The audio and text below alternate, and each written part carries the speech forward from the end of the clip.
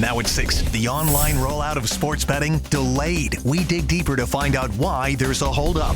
A scary situation in not one or two, but 3 local towns. You would never think it would happen to your hometown. Like, you never think it happened to you.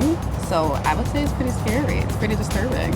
In an Eyewitness News exclusive, why the victim of an attempted carjacking says she fought off the would-be thief. It is a false, outrageous, negative, destructive comment. Outrage building after racial comments from a Republican campaign manager in one local town. What the party plans to do. The big stories at 6, right now. Connecticut's #1 local news. This is Channel 3 Eyewitness News.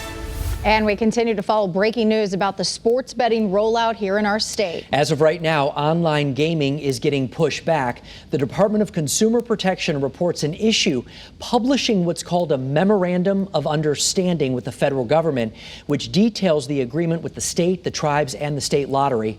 Now, in-person wagering started already last Thursday at both Mohegan Sun and Foxwoods, and that will continue.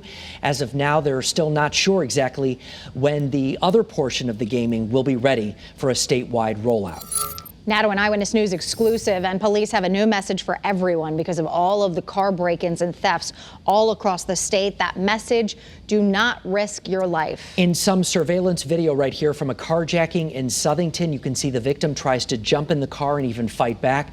Channel 3 Waterbury Bureau Chief Dennis Valera is live in Southington right now with some brand new developments on the case for us tonight. Dennis. Mark and Aaron, police have released the picture of one of the suspects in the Southington case. We're going to get that on your screen right now. Now, he was with the man who drove off with the victim's car. Now, as we saw in that video, we saw that the victim confronted the suspect before he drove off. And then nearby in New Britain, a woman fought off a carjacker. Now, neither are seriously hurt, but police say next time, just let it go. I never expected this, living in this city for so long. I don't want this to happen to anyone. I have nieces, I have aunts, I have cousins. This New Britain woman, who we'll call Maria, is still reeling from what happened Saturday. She was sitting in her car when a man tried to rip her out several times. She says she has weapons in her car. But none of that was available to me in less than 5 seconds. I had 5 seconds to make up my mind on whether I was gonna fight for my life or whether I was going to just give it up. In Southington, a woman confronted her carjacker as soon as she noticed him in the front seat. As the suspect started to drive off, he threatened to shoot her. Southington police say it's never worth your life to save your property, even your car. So when confronted by any criminal, just give them what they want. And it can happen at any time. There is no specific time of day that you need to be alert. It's just, it seems to be, unfortunately, this is a 24-hour issue. Maria says she has some bruises from her attack. She does not regret her actions. Because had I done that, again, I not only give you my car, I give you my house keys, I give you my personal information. Everything that I have in that car, you will get to. Both suspects are still on the loose. If you know anything about either case, please call Southington or New Britain Police immediately. Live here in Southington tonight, Dennis Valera, Channel 3 Eyewitness News. Gary, Dennis, thank you. Meanwhile, police in Woodbridge are also investigating a carjacking overnight Wednesday. The victim was forced from his car at gunpoint right in his own driveway. This happened in the area of Route 69 and Warren Road. Police are now looking for a gray 2017 Nissan Rogue with Connecticut license plate AN 16987. New tonight at 6, with campaign season now in full swing, one race in Guilford is getting a lot of attention. The race for school board is heating up over some comments made by a campaign manager. Channel 3's chief political reporter Susan Raff has both sides. She's joining us live right now in the newsroom tonight. Susan?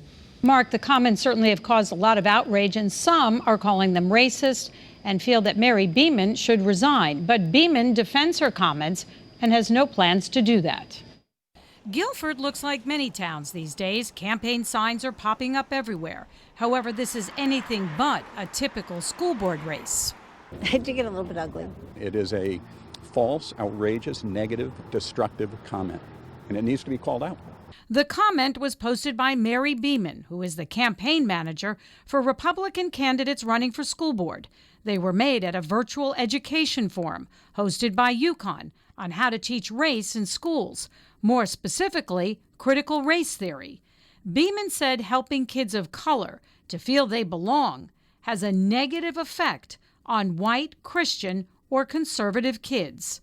We spoke to Beeman, who says the statement I made was poorly worded and shown out of context. Guilford students who may have staunch Judeo-Christian values or simply are conservative thinkers have been bullied into submission by their teachers and fellow students with left-leaning ideologies. Bill Bloss spent 20 years on the school board and as a chairman. He says Republicans claim CRT is being taught in Guilford, but they have shown no proof. He's also advising independent candidates and feels Beeman should resign. I think this is politics. I think this is an electoral strategy by Steve Bannon and people who want the former President Trump returned to the White House to stir people up. Truth in Education is a national group that supports parents' rights in making decisions about their child's education. David Holman is a member. He doesn't have children and is fighting to stop critical race theory. We are a great country. Our founding documents say that all men are created equal. Now, we also reached out to the Republican Town Committee to get their take on these comments. Chairman Paul Cello, however, told us he had no comment. Live in the newsroom, Susan Raff, Channel 3 Eyewitness News.